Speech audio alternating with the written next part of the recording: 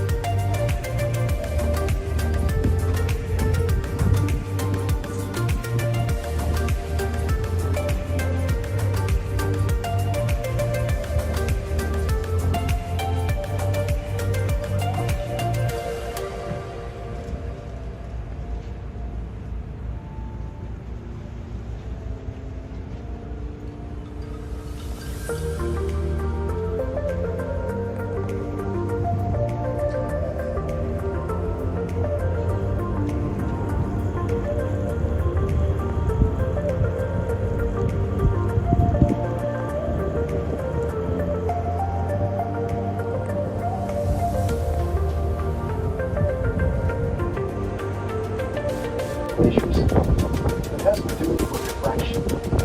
So reflection is pretty simple. White light bounces off of the snowbank and the ice is refraction is very different.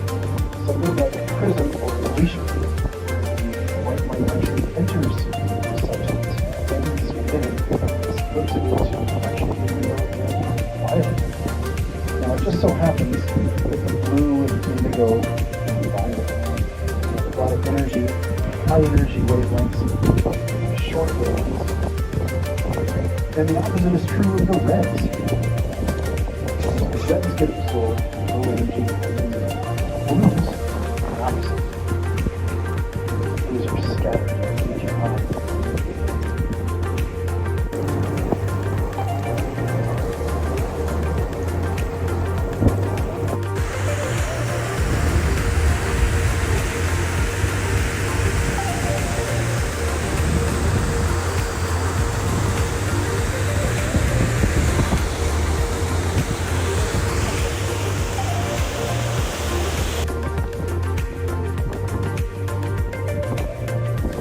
Is not always here. I was not here yesterday.